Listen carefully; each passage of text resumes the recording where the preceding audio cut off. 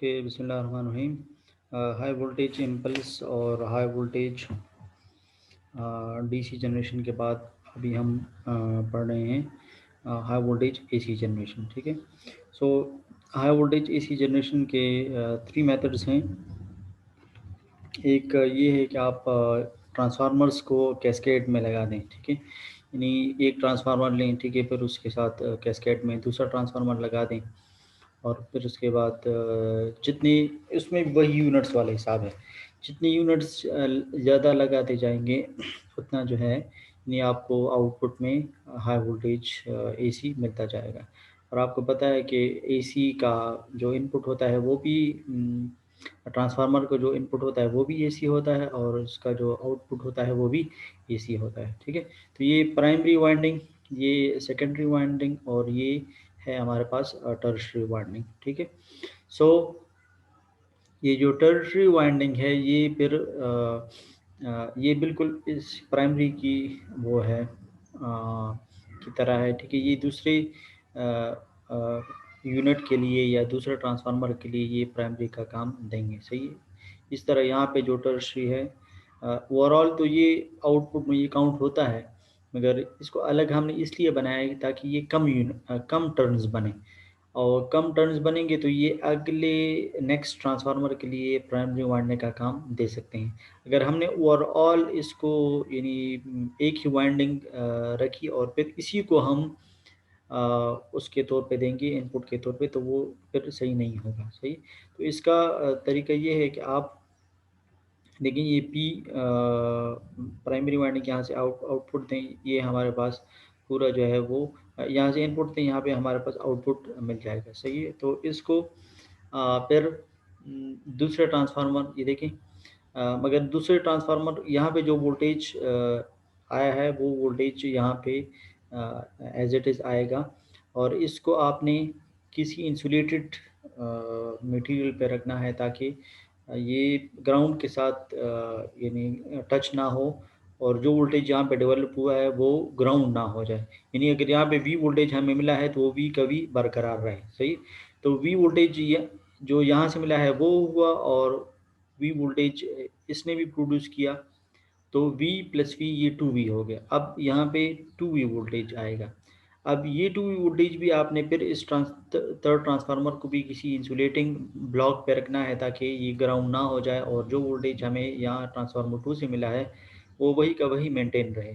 तो इस ये V2 जो 2V है, सही है, ये और इस यहाँ से भी V वोल्टेज हमें मिला है आउटपुट में, तो ये देखिए यहाँ से भी V वोल्टेज मिला, यहाँ से भी V वोल्टेज मिला, मगर यहाँ पे ये वाला V इस V के साथ ऐड होके 2V बनाता है। ठीक है, और ये 2V यहाँ से मिला है हमें, और V इसने बनाया है तो V प्लस 2V 3V। सही है, तो इस तरह ये कैस्केड में हमें ट्रांसफार्मर्स में high high AC input voltage मिल जाता है। ठीक है, तो इसका फ़ायदा ये है, मुख्तलिफ जो यूनिट्स हैं, आप ये नहीं, अगर कोई ये कहे कि इस सारे को हम एक ट्रांसफार्मर बना दें और इसकी रेटिंग हम इस तरह रखें कि प्राइमरी में हम यही दें जो कि हम यहाँ पे दे रहे हैं, और सेकेंडरी में इतने वाइंडिंग हम रखें कि हम उतना ही आउटपुट हासिल करें जो कि हम यहाँ पे ऑलरेडी हासिल कर रहे हैं, तो एक यूनिट से भी तो ये हो सकता है, बिल्कुल हो सकता है,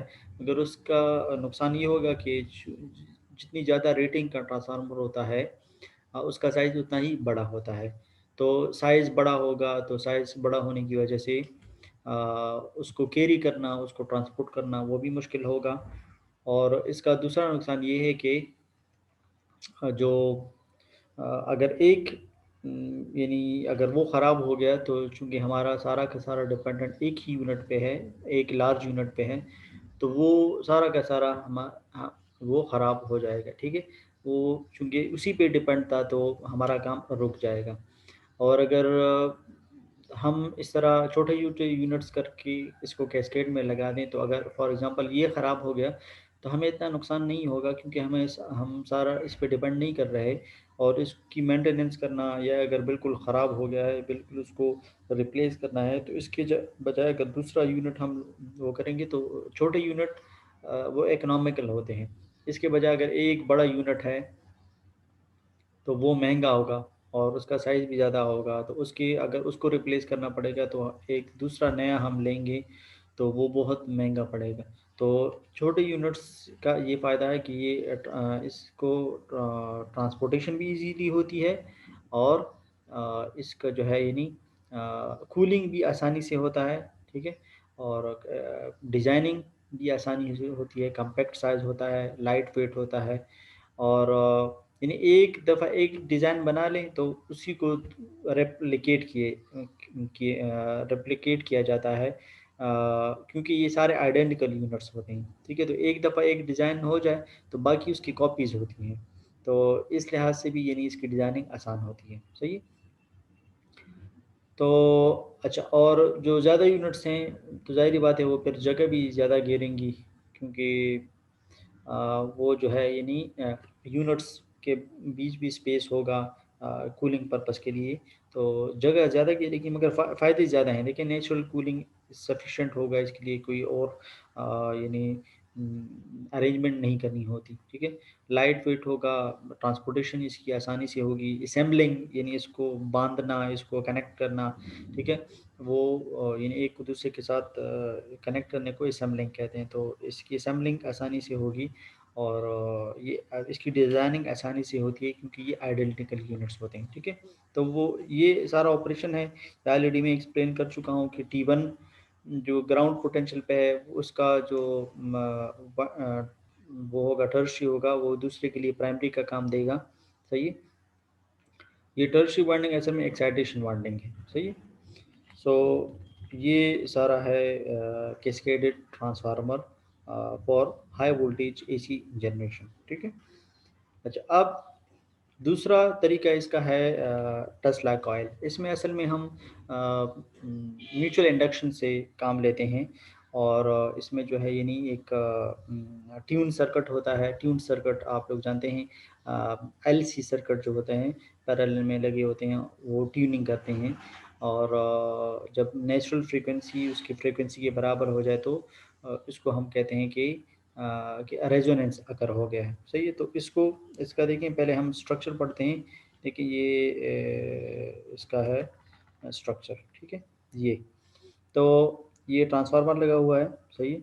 और ट्रांसफार्मर के इस पार जो है C1 है, कैपेसिटर लगा हुआ है जो कि चार्ज को स्टोर करता है। यहाँ पे स्पार्क गैप ये एसजी स्पार्क गैप ये गैप यानी एयर गैप है, ठीक है? ये हमने छोड़ा इसलिए है ताकि कम वोल्टेज से इधर ना आ सके।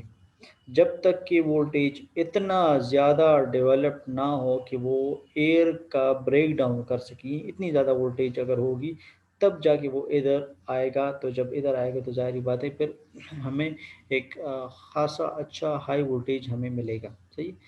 तो लो वोल्टेज को ब्लॉक करने के लिए हमने स्पार्क गैप यहाँ पे लगाया है और जब हाई वोल्टेज अपेयर होगा तो फिर वो यहाँ पे आएगा, सही है? तो ये यहाँ पे वाइंडिंग L1 और तो यहाँ पे 2 ट्यून सर्किट हैं। एक ये L1 और C1 मिल के बनाएँगे एक ट्यून सर्किट और एक L2 और C2 है।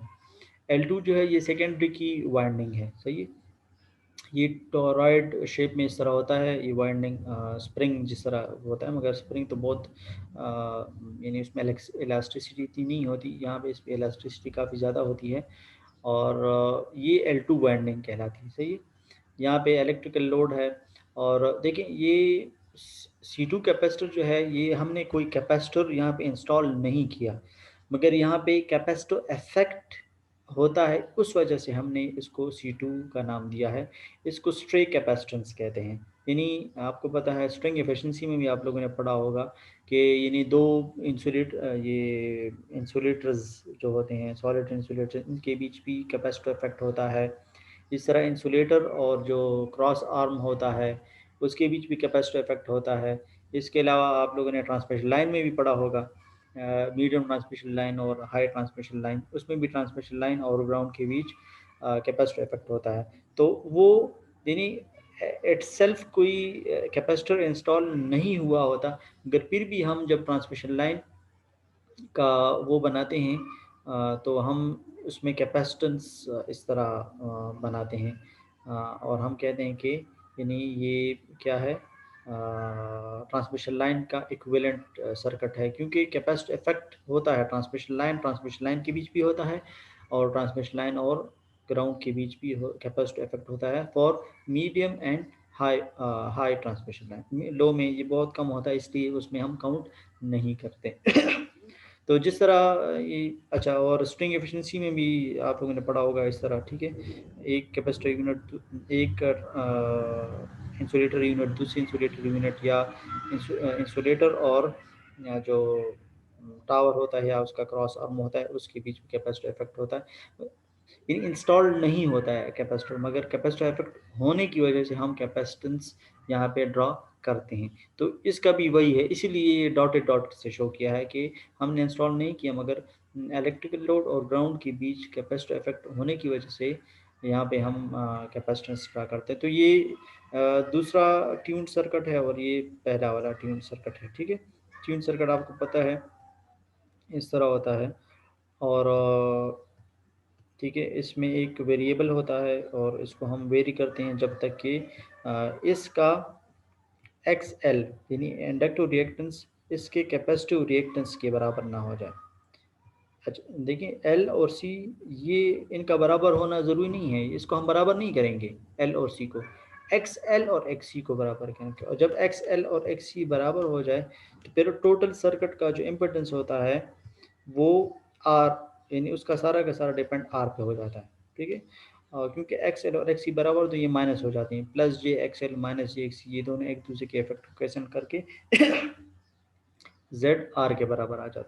तो इसको हम फिर कहते हैं कि ये the circuit is now at resonance, ठीक है, रेजोनेंस पे आ गया है। और सही, फिर अपनी इसकी अपनी फ्रीक्वेंसी होती है रेजोनेंस फ्रीक्वेंसी, ये आपको पता है XL 2πfL के बराबर है, और XC जो है वो 1/2πfC के बराबर है। तो क्रॉस मल्टीप्लिकेशन से हम देखेंगे कि इससे आएगा 4π² और f², ठीक है, is equal to 1/LC। L को इधर ले आए, सी को भी इधर लें।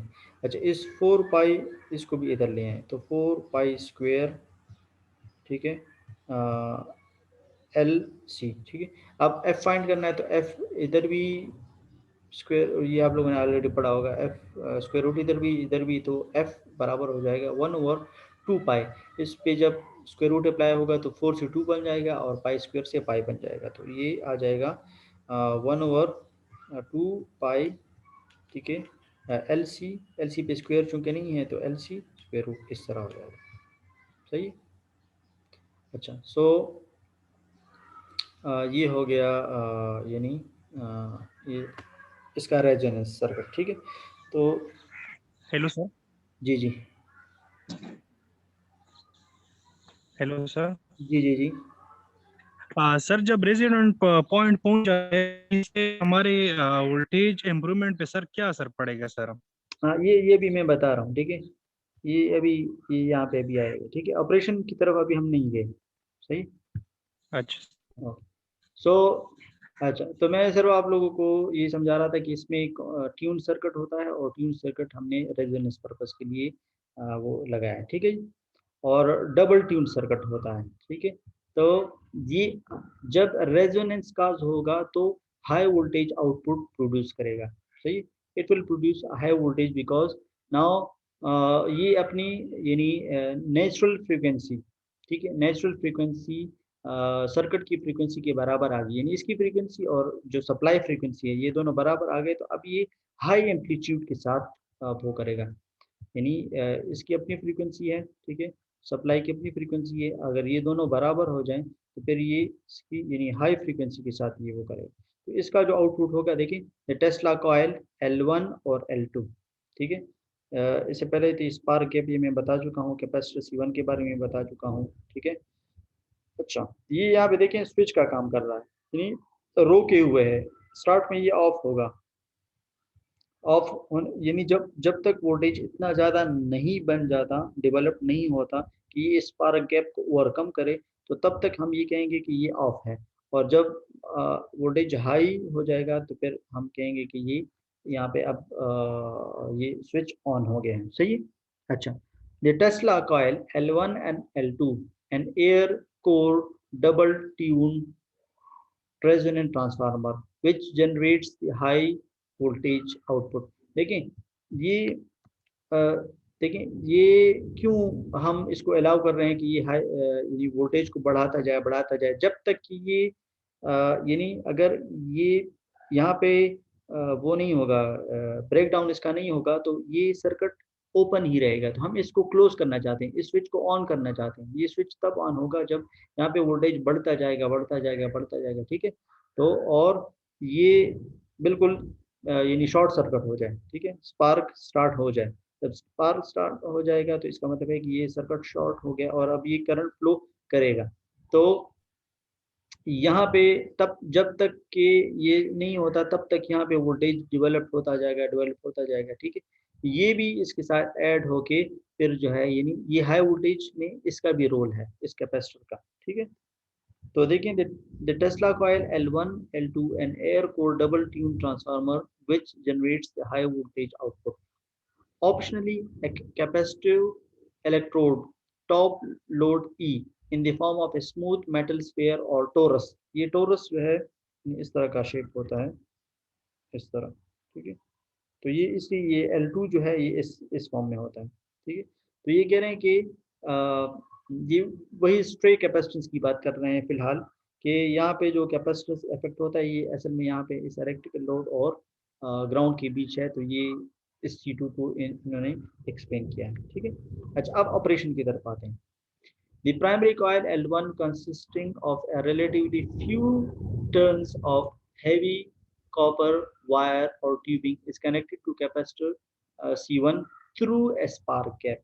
ये देखिए L1 C1 के साथ कनेक्ट है थ्रू स्पार्क गैप, ठीक है। और ये इसके नंबर ऑफ टर्न्स कम है, ठीक है, इसके नंबर ऑफ टर्न्स काफ़ी ज़्यादा हैं। तो L1 के नंबर ऑफ टर्न्स कम हैं, ठीक है जी।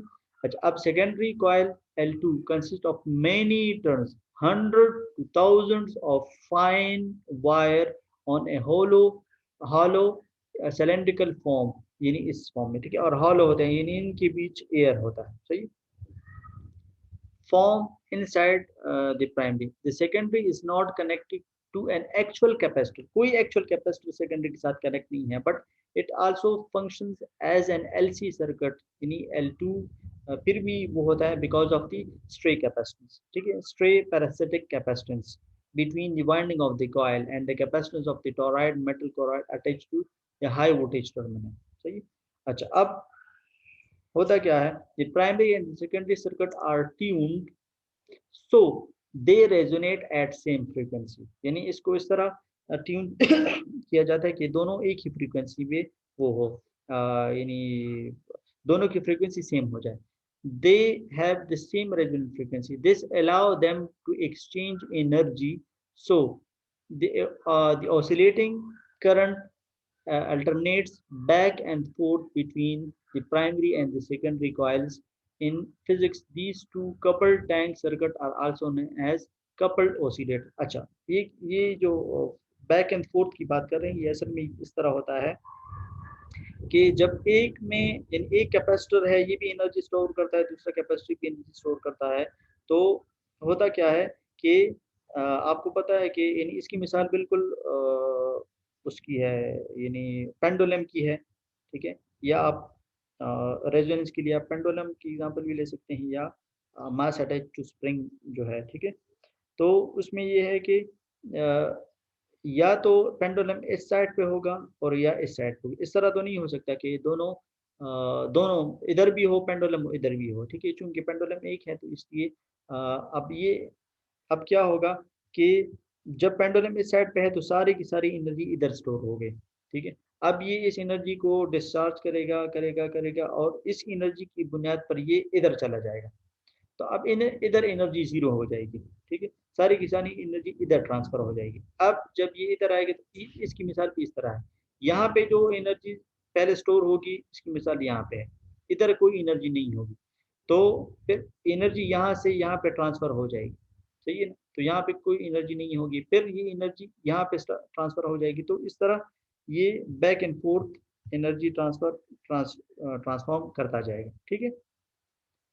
अच्छा, Current from supply T1 charges the capacitor C1 to a high voltage. Transformer जो लगा हुआ है C1 के साथ, ये C1 को हाई वोल्टेज तक चार्ज कर लेगा. When the voltage across the capacitor reaches the breakdown voltage, अगर जब जो कैपेसिटर इतना वोल्टेज इस पे यानी अपेयर हो जाए कि ये स्पार्क गैप को ओवरकम कर सकता है, तो यहाँ से स्पार्क स्टार्ट हो जाएगा, reducing the spark gap resistance to a very low value. यहाँ से यानी अब जो है यानी इंसुलेशन कम हो गई, और स्पार्क आपको पता है कि वो कंडक्टिव पाथ है, तो जब कंडक्टिव पाथ होगी तो अब एयर की रेजिस्टेंस कम हो जाएगी और एक कंडक्टिव पाथ स्टार्ट हो जाएगी. This completes the primary circuit. ठीक है, अब पहले ये कंप्लीट नहीं था, ओपन था, अब चूंकि स्पार्क स्टार्ट हो गया तो अब ये कंप्लीट सर्किट कंप्लीट हो गया है. And the current from the capacitor flows through the primary coil L1. The current flows rapidly back and forth between the plates of the capacitor through the coil, generating a radio frequency oscillating current in the primary circuit at the circuit resonance frequency. यहाँ पे back and fourth, इनके बीच back and fourth वो होगा, इनके बीच आपस में back and fourth वो होगा. ठीक है जी, एनर्जी ट्रांसमिट होगी. सो ये कितनी फ्रीक्वेंसी पे करेगा, ये रेडियो फ्रीक्वेंसी पे. आपको पता है कि हर उसकी अपनी रेंज होती है. ठीक है, फ्रीक्वेंसी की अपनी रेंज होती है. माइक्रोवेव्स और अल्ट्रा वायलेट और इंफ्रारेड और एक्स रेज. ठीक है, तो इनमें एक रेडियो फ्रीक्वेंसी भी है RF. ठीक है, तो ये कह रहे हैं कि इसकी जो फ्रीक्वेंसी होती है वो रेडियो फ्रीक्वेंसी के रेंज में होती है. ठीक है, अब वो रेंज मुझसे भूल गया है, जहन में नहीं है, मगर ये इसकी जो वो होगी वो रेडियो फ्रीक्वेंसी के रेंज पे होगी. सही है. अच्छा, ट्यून सर्किट 1 F1 फ्रीक्वेंसी है उसकी रेजोनेंट फ्रीक्वेंसी, और सर्किट जो ट्यून सर्किट 2 है उसकी फ्रीक्वेंसी F2 है. सही है. सो अब क्या करना है कि हमने इस तरह वो सिचुएशन बनानी है कि F1 और F2 दोनों क्या हो जाए, बराबर हो जाए. सही है, तो तब जाके हम कहेंगे कि एक रेजोनेंस क्रिएट हो जाएगी. ठीक है. So generally the secondary is not adjustable. Secondary adjustable नहीं है. क्यों? क्योंकि इस पे ये एक तो ये है कि यहाँ पे लोड है. ठीक है, लोड के साथ कनेक्ट है, और दूसरा इसमें स्ट्रे कैपेसिटेंस है, कोई कैपेसिटर लगा ही नहीं हुआ जिसको हम कम और ज़्यादा कर सकें.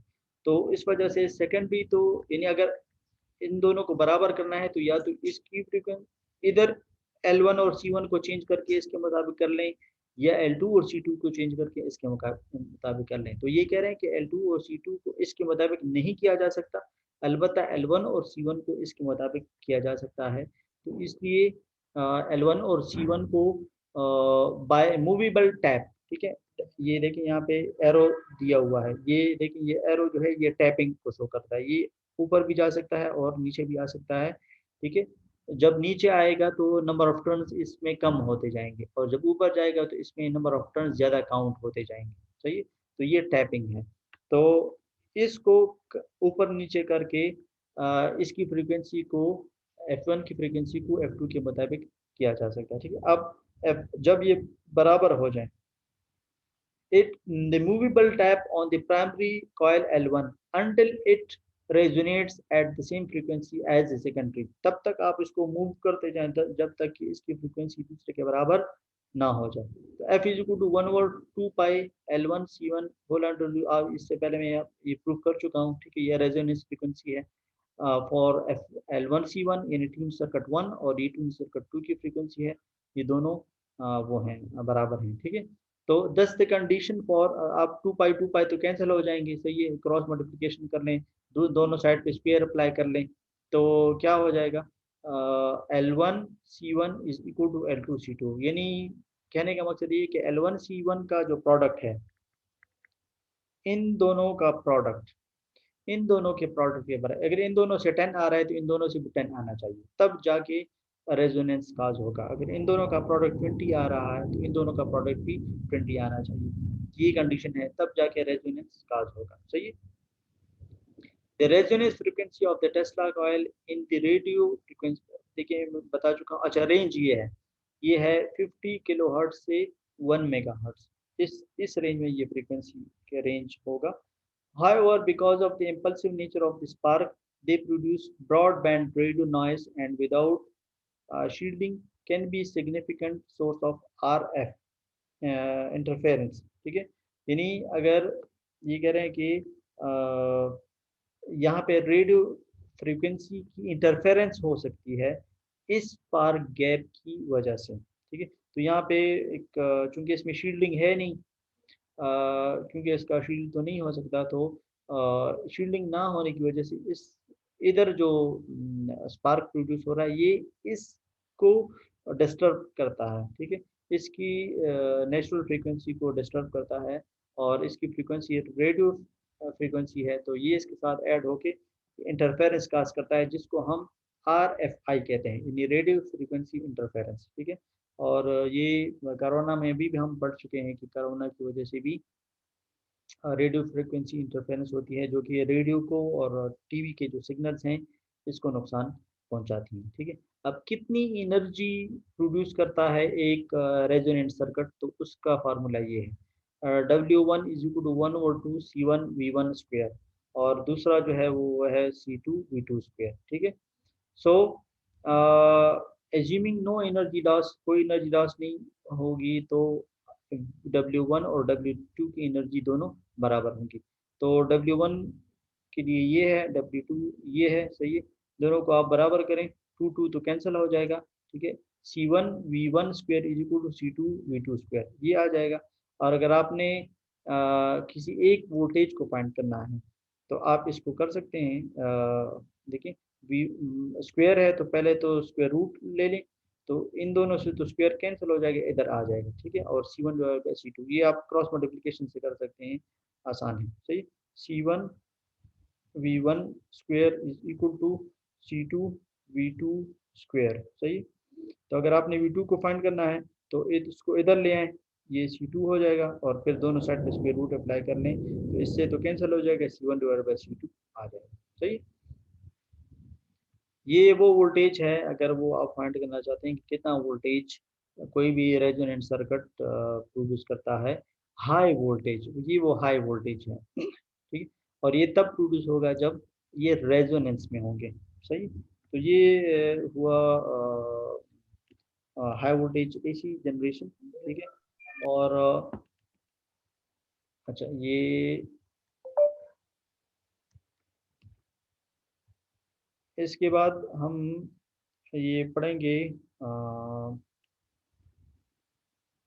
कुछ लाइटनिंग के बारे में। अब वैसे भी बारिश हो रही है तो चलो लाइटनिंग के बारे में पढ़ लेंगे, और ठीक है, और कुछ टेस्ट हैं हाई वोल्टेज टेस्टिंग, तो उसके बारे में थोड़ा बहुत पढ़ लेंगे। तो उसके लिए मैं इस तरह करता हूँ कि दूसरा लिंक आप लोगों को शेयर करता हूँ। ठीक है।